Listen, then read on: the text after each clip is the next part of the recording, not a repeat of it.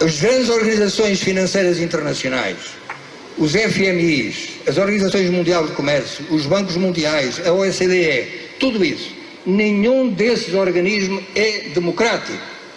E, portanto, como é que podemos continuar a falar de democracia se aqueles que efetivamente governam o mundo não são eleitos democraticamente pelo povo? Quem é que escolhe os representantes dos países nessas organizações? Os respectivos povos? Não. De onde está então a democracia? These children are among thousands forced to work in gold mines in Niger, one of the African countries neighbouring Benin. Conditions are appalling, the physical risks enormous. But activists say it's just the tip of an iceberg. It's an issue that has now received some international attention. Tragically, it won't be enough to stop the traffic in child slaves. Nós somos um país de terceiro mundo, um país bem periférico, nós somos no sentido do processo econômico e tudo mais, mas nós temos uma produção nada periférica intelectual, e essa produção nada periférica, pelo contrário, é uma produção muito decisiva no pensamento mundial, vamos deixando de lado. Esse pensamento latino-americano, que nós fazemos parte também, junto com o pensamento africano, é a base do pensamento anticolonial, ou seja, o anticolonialismo ele é uma forma de conduzir a pensamento científico, conhecimento científico, para outro viés. Qual que é esse outro viés? É o viés que tem como centralidade o questionamento do pensamento europeu, visto que o pensamento europeu é um pensamento que trouxe uma série de consequências negativas para a América Latina e para o continente africano. Problems in Africa did not start in Africa. Those problems are caused from people outside Africa coming in, doing this, doing that, setting one group against another group so that they can fight. And while they are fighting, these outsiders are coming in, taking over. You bring in guns. You give them to one group. You make them really hate this other group. So they start fighting, killing each other. Now, after the fighting and the slaughter really gets started, they come in as peacemakers. Africa is still the richest continent on the face of this earth. And yet, look at the suffering. Em um dado momento da história, os países latino-americanos vão ter uma centralidade maior dos poderes econômicos e tudo mais. De outro, tira esses poderes econômicos dele. E aí vai nesse ciclo, cada vez acontecendo alguma coisa que não vai, de fato, mexer com a estabilidade, de fato mesmo, a estabilidade do que seja o Estado, né? De fato, se desejarmos escapar à crença de que esse mundo assim apresentado é verdadeiro, e não queremos admitir a permanência de sua percepção enganosa, devemos considerar a existência de pelo menos 3 mundos num só. O primeiro seria o mundo tal como nos fazem vê-lo, a globalização como fábula. O segundo seria o mundo tal como ele é, a globalização como perversidade. E o terceiro, o mundo como ele pode ser, uma outra globalização. Nunca na história da humanidade houve condições técnicas e científicas tão adequadas a construir um mundo da dignidade humana. Apenas essas condições foram expropriadas por um punhado de empresas que decidiram construir um mundo perverso. Cabe a nós fazer dessas condições materiais a condição material da produção de uma outra política. Em 1989, uma reunião organizada pelo Instituto Internacional de Economia, em Washington, propôs reformas para que os países da América Latina retomassem a trilha do crescimento e do desenvolvimento. Nasceu aí o Consenso de Washington, uma espécie de bula com prescrições consensuais, austeridade fiscal, elevação de impostos, juros altos para atrair investimentos estrangeiros, privatizações, em nome da boa administração do setor privado e da incapacidade dos estados. O nazismo, o totalitarismo, ideia do trabalho assalariado como forma de exploração do trabalhador, o Estado.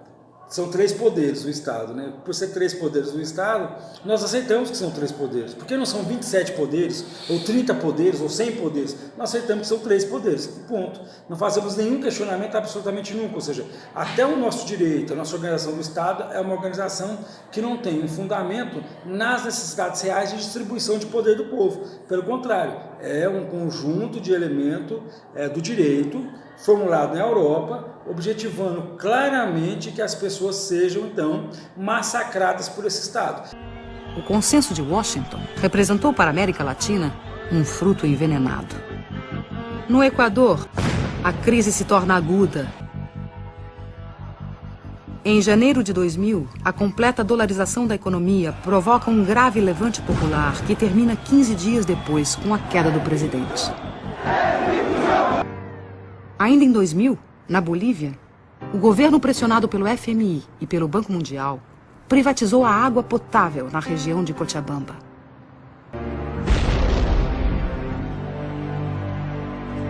Em seguida, de setembro a dezembro de 2000, mais de 70 pessoas morreram na luta pelo controle do gás e petróleo. Trabalhadores converteram-se em cartoneiros catadores de papel.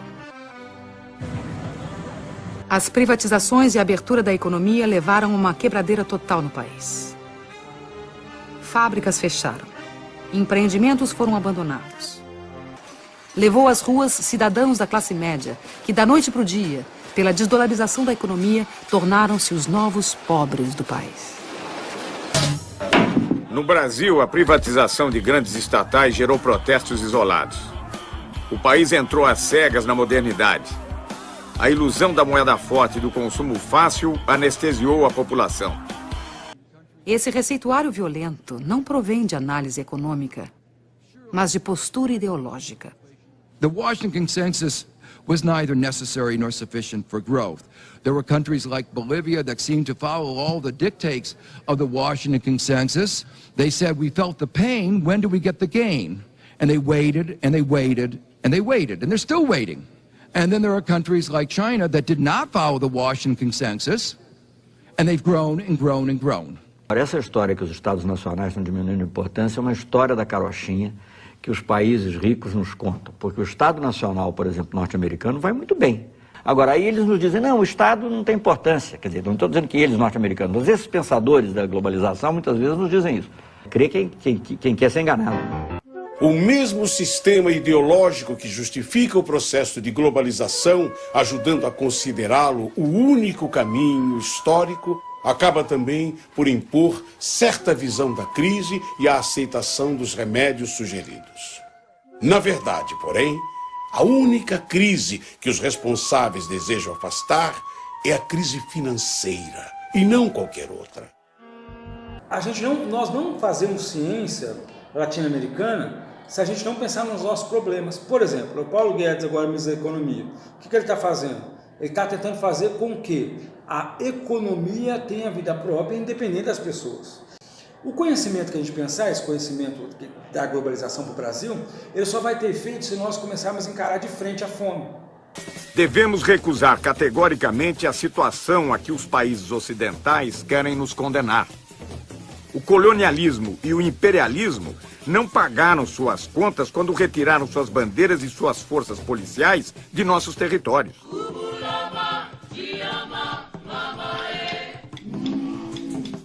Durante séculos, os capitalistas estrangeiros se conduziram no mundo subdesenvolvido como verdadeiros criminosos. Frantz Fanon, Condenados da Terra, 1961.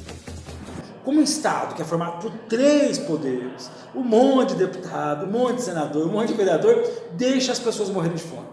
Você está entendendo a lógica? Ou seja, as pessoas morrendo de fome, ela é uma obrigação, as pessoas morrendo de fome é uma obrigação desses 3 poderes, deixar morrer de fome. É essa a leitura que eu faço. Quand on écoute les gens, on a parfois l'impression que vraiment le monde, le fameux village planétaire, est un endroit où tout se passe bien partout. Hein?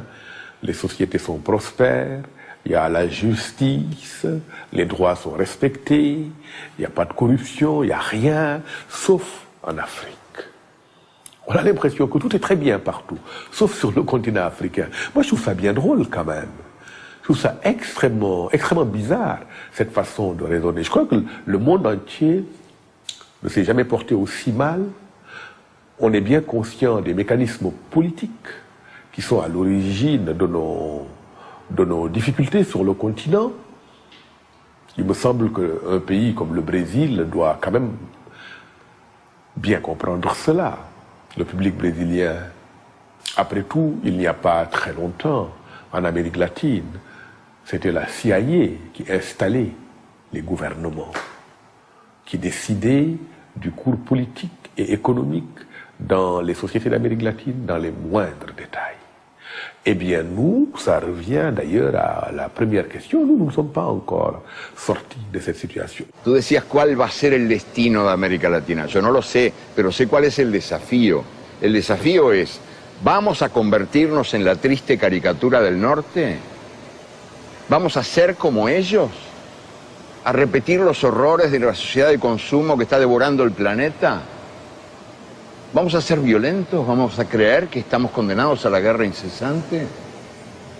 ¿O vamos a generar otro mundo diferente? Vamos a ofrecer al mundo un mundo diferente. Que yo creo que ese es el desafío que tenemos planteado. Hoy por hoy somos, la verdad, caricaturas bastante tristes de modos de vida que se nos imponen desde afuera. Y estamos gobernados por sistemas de poder que cada día nos convencen de que no hay virtud más alta que la virtud del papagayo, que no hay habilidad comparable a la habilidad del mono, el papagayo, el mono, los que imitan, los ecos de voces ajenas. Decidimos ser europeus, né? E insistimos em ser europeus, nos recusamos a pensar como nós próprios, porque achamos mais chique pensar como os europeus e os americanos, e aí temos uma enorme dificuldade para entender o mundo. E essa enorme dificuldade também nos deixa meio atarantados, meio tolos diante da história que está se fazendo. Daí a própria política brasileira é um pouco perdida, porque nós não sabemos muito o que fazer com o mundo novo, porque não descobrimos as formas de pensar esse mundo novo a partir de nós próprios. Eu e meu amigo Zé Roberto, a gente estava muito preocupado, né? Porque assim, a gente estava na graduação ainda, a gente era menino ainda. Estava na graduação e a gente começou a ficar preocupado justamente porque a gente tinha um monte de amigo querendo dizer as coisas, mas não tinha um veículo para eles dizer, falarem, pronunciarem, justamente por quê? Porque eles não eram formados, eles não tinham título, não eram ninguém, né? Então nós falamos, bom, não quer deixar a gente publicar, a gente quer falar, não quer publicar, então nós vamos criar uma revista. Aí criamos a revista Cosmos, né? A revista Cosmos foi criada em 2003, tem até hoje, já que a gente era Zé Ruela, né? Só com ensino médio, então a gente queria falar mesmo sendo ensino médio. Qual que é a pegada da revista? A pegada da revista é popularizar o conhecimento e mostrar que todos têm conhecimento. Absolutamente nada, tinha ensino médio e era jardineiro. Eu tinha algo para dizer, tinha algo para falar, né? Como todos nós temos. Mas essa ciência europeizada, essa ciência hierarquizada, ela permite que você diga por etapas. Olha, quando você vai no doutorado, você está livre para dizer o que quer. Né? E você sabe que tendo doutorado, ninguém está livre para dizer o que quer, não é isso? Ninguém está livre para dizer absolutamente nada, ainda. Né? Porque é todo um protocolo da academia. A revista Cosmos veio para quebrar esse protocolo.